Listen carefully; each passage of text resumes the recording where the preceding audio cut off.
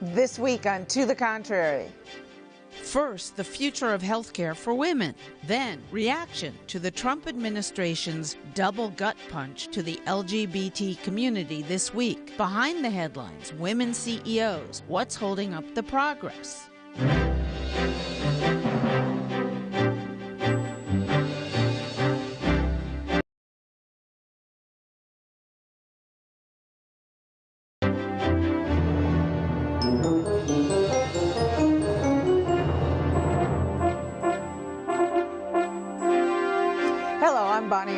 Welcome to the Contrary, a discussion of news and social trends from diverse perspectives.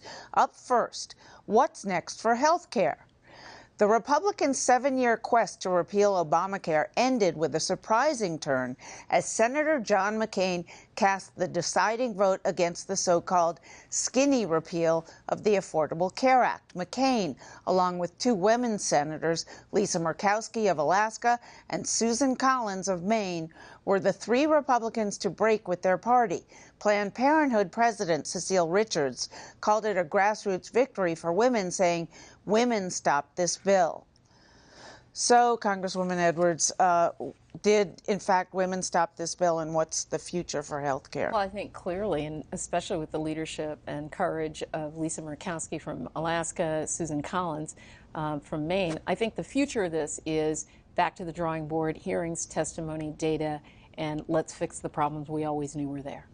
I think Americans will continue to bend under the weight of Obamacare as it continues to collapse, and women will suffer.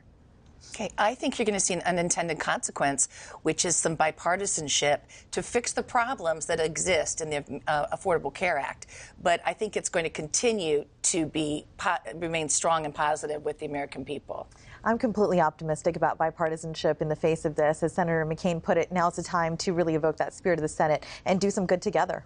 Well, what's the first step? I mean, McConnell, how can he possibly be bipartisan as after having been so partisan for so long, including extending back through the whole two Obama administrations? Yeah. I think it's going to be difficult, but I think, under the Help Committee in the Senate and Chairman Alexander, they've already started talking to Democrats about a compromise and about a new bill and trying to be more open and inclusive this time. Talking to Democrats, a good idea? I mean, it sounds really good, but there are some huge differences between conservatives or Republicans and Democrats. When you talk about the Medicaid expansion, when you talk about the individual mandate, the business mandate, there are very big differences that I think are going to be very hard to overcome. Well, if the party can't even agree, I mean, the women generally, or the three women senators, were pretty much in unison against most of the proposals that came through the Senate. And then on the other side, you have Rand Paul and Ted Cruz and that band of senators that, just really want it repealed and let the bottom drop out of the health care market. I mean, yeah, you even on the conservative side, you have disagreements about how are you going to lower premiums? How are you going to ensure that Americans have access to the quality care they actually want? And so now to bring in Democrats who, we have yet to hear from their perspective, what are their solutions? But do you really think that if Republicans got what most of them want, which is to repeal Obamacare and then start fresh, but in the interim, let 22 million people fall off the rolls. I mean, is that going to work? Won't those voters turn out in the next election and say, you've really made my life so much more difficult here? Well, the good news is that nobody has to worry about that anymore because they're moving on. The majority leader, McConnell, had 3 tries at this. This is the 3rd attempt, and it failed. And it tells you that Rand Paul, for example, the senator from Kentucky, said that I want a one-hit repeal. It didn't happen. This skinny repeal bill was what he got through negotiations and actually rather a conversation with President Trump. And from that, we saw the failure. This is over. This is completely a thing where they're going to have to sit together and slowly chip away at this law. That's the only option at this point. And so Trump voters, I think, are going to have their health care thanks to 2 female senators and Senator McCain. Well, this is really about the American people, and I think that there are Democrats, particularly in the Senate, who are willing to sit down with Republicans. I think that that is beginning to happen right now, and the result of that is going to be not a repeal. It's going to be saying, what is the Affordable Care Act? Where is it that we need to fix it? How do we need to shore up the markets? And there are, in fact, a lot of great ideas about how to improve it, but you have to start from the standpoint that we're not going to repeal it, and I think that's where we are right now. Do you think, but with President Trump, there's no telling, he may want to try again?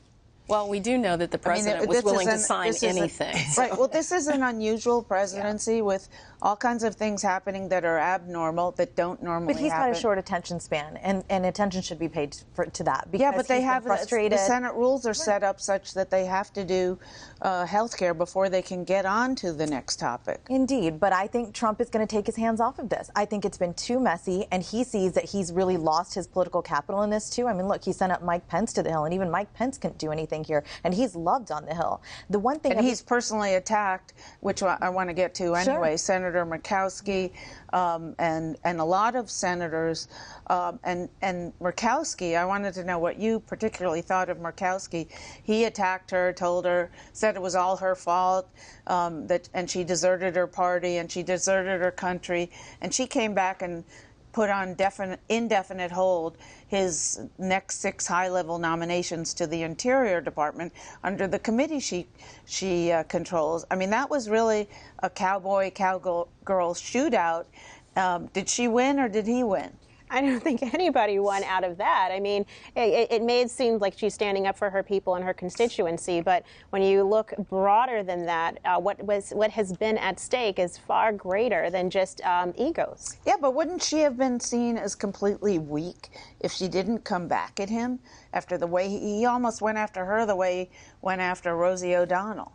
Well, I mean, it's possible that other holdouts got phone calls from different administration members, you know, about some different projects in their state as well that we just never heard about. Well, Zinke called both Alaska Republicans and threatened to withhold all kinds of money that's going to Alaska. And Senator Murkowski is somebody you don't mess with, and I think that's the message. She won this shootout, and she told Zinke that do this to me, and I'm not going to let any of your appointees get confirmed. And so this is great. I think this is a serious example of how senators can really vote and the way their conscience tells them to. This is what they should do. And Murkowski's great. We need more women like her, for sure. Your thoughts, you guys' thoughts. I mean, did he?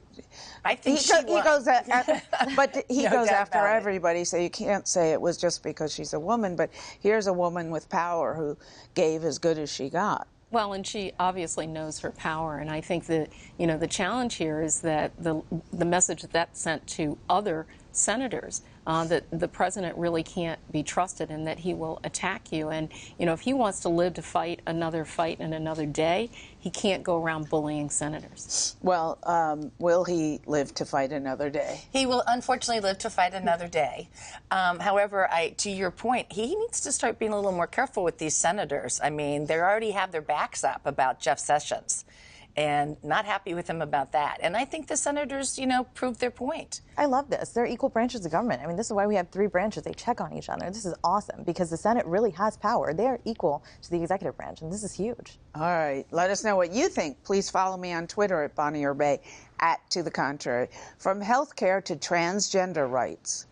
LGBT groups are outraged at the Trump administration for what they see as 2 major changes this week, limiting their civil rights. First, the Justice Department made known its position against federal protection for LGBT workers. It was revealed in a federal court suit where the Justice Department said discrimination based on sexual orientation is not covered by civil rights law. Former President Obama's Justice Department considered legal protections for women in the workplace also protected LGBT people from workplace discrimination based on sexual orientation. This reversal will have implications far beyond workplace discrimination and could particularly impact discrimination policies in education. We know that the announcement by the Department of Justice with this amicus brief is not going to just be limited to employment protections, because we've already seen attacks on the rights of LGBTQ people under existing federal sex protections in areas of education, for instance, when the Trump administration rescinded life-saving guidance promoting the protection of transgender students that had been issued a year before. The move came the same day President Trump tweeted plans to reinstate a ban on transgender people in the military. He said the armed forces, quote, cannot be burdened with the tremendous medical costs and disruption that transgender in the military would entail, end quote. In so doing, he reversed an Obama administration policy which was still under review. Kristen Beck, a former Navy SEAL and a transgender woman, says a ban on transgender soldiers would hurt the American military. The armed services, the intelligence community, every Fortune 500 company, you want to bring in these young people. If you really want those young people and the best and the brightest and make your company great, or make America great, or make the military great, you better open your eyes up a little bit and look at what you're doing. You're turning all those people off. You're making all those people go, I don't want to go there. Why do they have so much hatred in the military? President Trump's tweets notwithstanding, the Pentagon says currently serving transgender persons will not be immediately let go. Trump apparently issued the tweet because major differences were brewing between religious conservatives and others on Capitol Hill about the military funding transgender operations. Estimates vary widely between whether a couple thousand or as many as 13,000 transgender soldiers currently serve. It's estimated the Defense Department spends between $2.4 million and $8 million per year on medical transitions, a shred of the $600 billion defense budget. I have a transgender friend of mine who is in uniform right today and possibly will be kicked out. That person speaks 7 languages, and you're going to kick that person out. How do you replace that? That person brings an immense amount of experience, and the estimates are it will cost about $8 million for all of the surgeries and all the other stuff you have to do for transgender troops, all these huge expenses. $8 million? Are you kidding me? That's one tire on a Joint Strike Fighter. That's one-tenth of what the military pays on Viagra pills alone in 1 year. And you're talking to me about funding, you're talking to me about expense. That's a fallacy. So, Debra Carnahan, the amicus brief, we're focusing on it because it really has much wider implications. The transgender ban was the more fiery of the moves that took place this week, but it only affects, as we explained, maybe 13,000 people. If the administration's position is that Title VII does not protect gays in the workplace, that's going to affect millions of people. Absolutely, your Bonnie. thoughts? Much wider ramifications with that amicus brief that's there right now. I think the LGBTQ community is right to be up in arms about the transgender issue in the military, but they also should be watching this quite carefully too. And with this Supreme Court, well, you're a former judge. What does it mean? What does it mean? Will it become legal for companies to say you're gay and you're fired, out of here? Yes, it will. Yes, it will, because the law then will say you are not covered. You have no constitutional protections. So, you know, what route will you have? Are there state protections? There will be some state protections. It's a really good question and point. But right now, states, including my home state of Missouri, are dismantling protections and making it easier to fire people in the workplace and discriminate against them. So there's a pattern here. Your thoughts? I mean, no one wants to see discrimination occur. I think what's interesting about the military piece is earlier this year, Military Times, they polled people in the military and asked them whether they think transgendered servicemen and women serving would be harmful. And 41% of them said that they would be harmful to the readiness of their troops. Only 12% said they wouldn't. So I think there's an issue, and I think social conservatives are thinking, okay, that's fine. I just don't want my tax dollars to go toward paying for medical services that are elective. Okay, but just like Botox. I think about religious conservatives, because it really is religious conservatives, and they don't want $8 million spent on transgender operations or medications, but they're fine with $80 million going to Viagra. What's that about? I mean, aren't they losing their priorities a little bit here? I mean, I think for them it's a principled stance and principle tied to their religious beliefs. Why then aren't they opposing Viagra, which is going to have men have more sex, if that's probably out of wedlock. For them, if it's within the family dynamic, they may think that that's okay. The hypocrisy is unreal. I just think it's just unbelievable how people can make it seem okay for there to be second-class Americans. This is what this is to me. President Trump's tweets were just unpresidential. He's a commander-in-chief. Those tweets were unacceptable. I don't even think this needed to be talked about on the day he talked about it. I think it needed to come from General Mattis. There are just a myriad of problems with how he rolled this out. Whether it's policy or not, I think there's still confusion about that. This is all well, going they're saying back. what the latest from the Pentagon is that until there is a directive to the Defense Department and they can put a policy together, we don't know how long that's going to, and then promulgate it, as they say. So it's chaos. And I think this chaos is no good, especially for the men and women who wear the uniform or anybody who considers them to be a transgendered individual. I mean, this is America. The whole idea of protected classes here, I think so many of us, despite what side of the political aisle you're on, can agree that there need to be some protected classes. These people deserve respect. I think they've been publicly shamed, and I think religious conservatives are hiding, and I think they're being hypocritical. But what do you think about that? But they're also controlling the party, and they certainly control the White House right now. Well, they do, because President Trump is being puppeted by his vice president on this. Simply put, I mean, this is Vice President Mike Pence. He comes from a very religious, conservative background. I respect that, but honestly, again, just go back to the law. Do you think Trump has enough of a brain to say to Pence, look, you can have some of this stuff, but I'm not giving you... Brain or not, I mean, the president is trying to be presidential, and to him throwing stuff out there that says, look, this is a win. I'm doing what you want me to do. I'm doing what you've elected me to do. This to him is just making good on the promises to his base. It's so misplaced. I mean, first of all, on the transgender issue, I mean, it actually occurred, I think, on the day that marks the day that Truman integrated the armed services, and so how ironic that is. But there was a RAND Corporation study that actually said that there was no impact on readiness and ability to serve. And so I think we should pay attention to real data. And I take some of my guidance actually from Orrin Hatch, a senator from Utah, who said, you know what, people are born like that and they're patriotic and they have a desire to serve. They should be able to serve.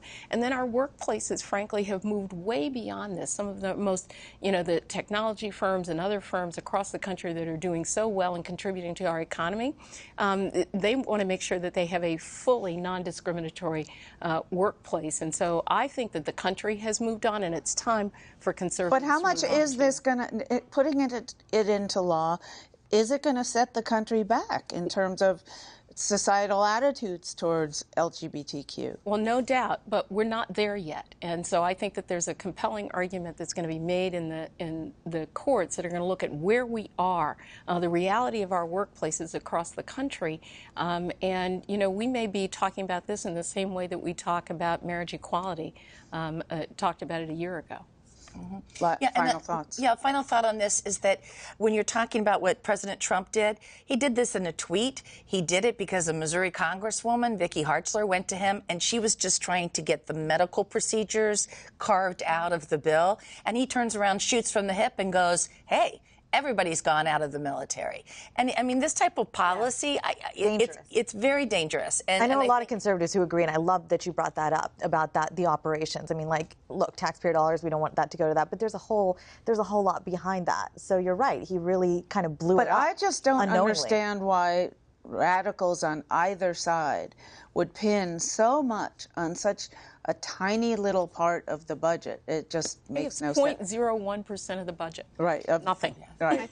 Behind the headlines, women CEOs. Why are there so few at the top? Some 6% of Fortune 500 companies have women in the top position. In a widely read article in the New York Times, reporter Susan Chira spoke with women who were almost there about why more women aren't in the number one position. It's much harder than we hoped by now. I believe there are a lot of different ways women can succeed, and I think that However, what we've found is that assertion and ambition are very, very hard for a lot of men to see as anything other than pushy, aggressive, obnoxious, off-putting. Women are 30% more likely to be viewed as intimidating, bossy, or aggressive, according to a 2016 study. Some of the successful CEOs did not necessarily act like men the entire time. They were in fact leading in their own way. Some probably led like men, however we want to define that. Others were able to diffuse a sense that they were too aggressive or too assertive, in some ways by leading a little bit more by consensus, by being very firm and direct if they saw bias, but trying to call it out in ways that people could hear, such as one of the techniques a lot of people said is, if you're dealing with a male superior and said, I wonder how you'd feel if your daughter encountered this. So what's the solution? Why, after so many years in the workplace, do women still face enormous barriers? There are so many different reasons.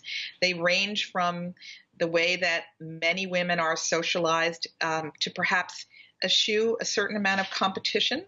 That isn't true for every woman. It's sometimes difficult for assertive women to be seen as women they like. And therefore, in a game, if you will, where breaking into the circle of a largely male kind of friendship or camaraderie is more challenging.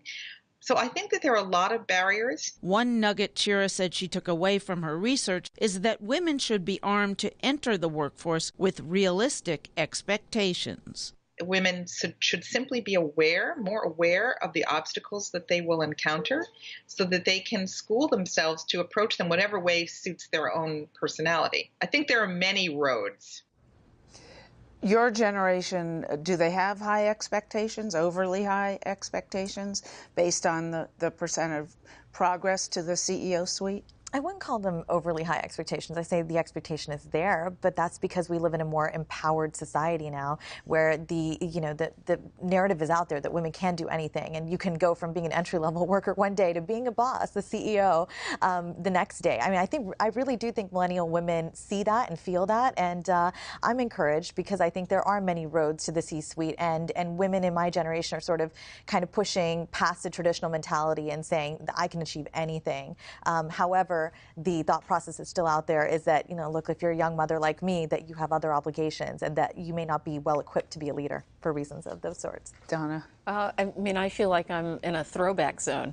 It does seem that there are a lot of parallels between the experiences of women CEOs and women political leaders.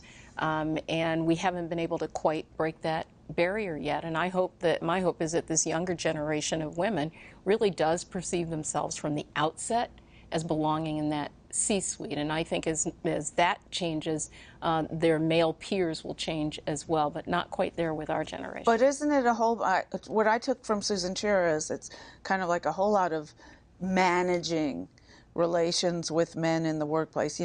If he says something discriminatory against you, you say, well, how would you feel if your daughter, if your daughter's boss said this to her, Right. And it's all these sort of dealing with the blatant sexism that still there is. It makes me permeates tired. society. Listening to her made me tired. And even you're saying this, it's just like, are we still here?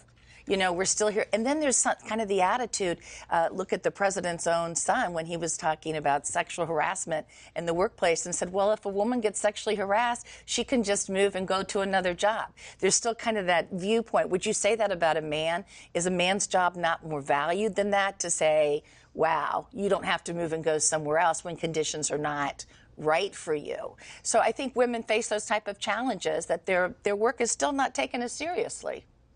I mean, when I look at millennial men, I think the embrace among our culture of flexibility, of things that women have, have taken us out of the workforce, to take care of our kids, that's actually going to have, I think, a longer term impact on the perceptions of women who take time out of the workforce to care for their children. So I'm a little bit more optimistic of what's going to happen in the future, but we also have to pair this with parenting. And what are we teaching how are we raising our young men to look at women in the workforce at home?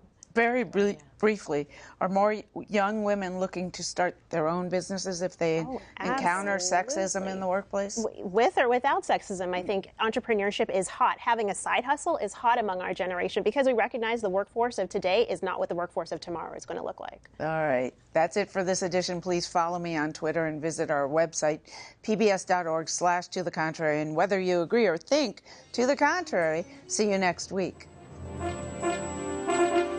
Yeah, I mean, I always, look, I'm not a corporate type of